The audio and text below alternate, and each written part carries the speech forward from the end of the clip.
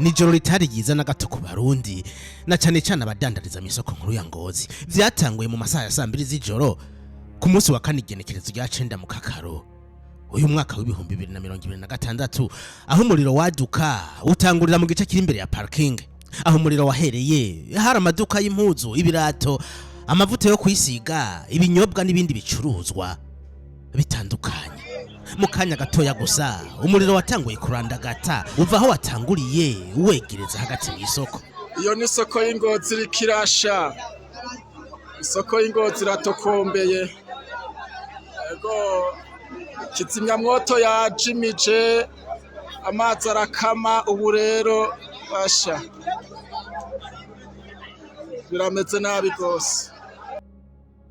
Abantu batanguye gutabaza, abadandaza baza biruka kugira barabe ko borokora ivyabo, ariko ntivyabashobokera. Ibidandazwa vyabo babona bihinduka umuyonga babirabisha amaso, agahinda kakabica.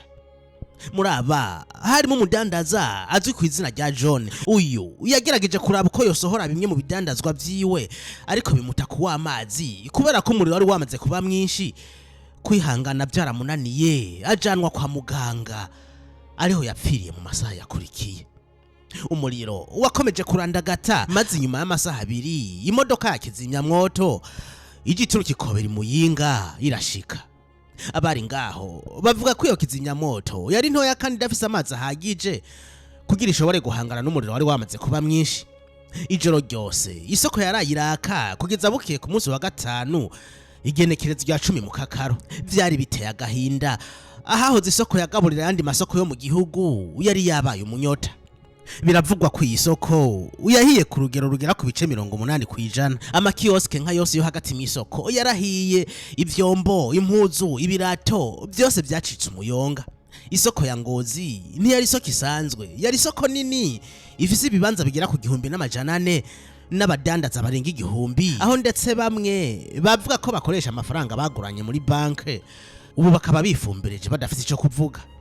Ivyabaye kuri iyo soko ya Ngozi ntivyagize ingaruka kuri aba badandaza gusa, kubera ko yari isoko y'igihugu cose. Abadandaza bava mu ntara zitandukanye z'u Burundi ndetse n'abava mu gihugu ca Kongo baza ngaho Ngozi kuharangurira ibidandazwa.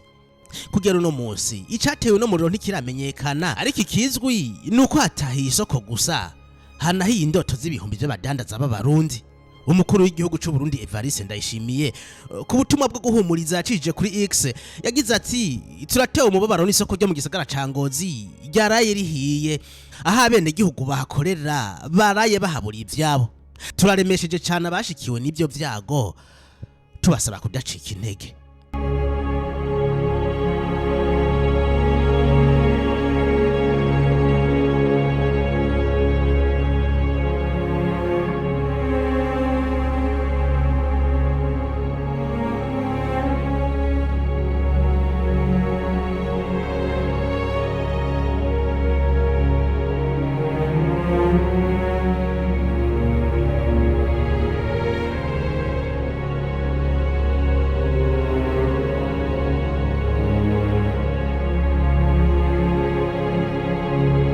Isoko ya Ngozi iri mu rukurikirane rw'ayandi masoko yahiye aratukombera, guhera ku isoko nkuru ya Bujumbura yahiye mu mwaka w'ibihumbi 2013.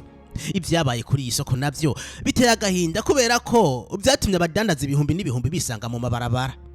Inyuma yaha kandi ayandi masoko yagiye yadukamwe umuriro, aha twavuga nk'isoko yo mu Kamenge, isoko y'imbaho ya Jabe, Ruvumera n'ahandi hagiye hategwa n'inkongi y'umuriro.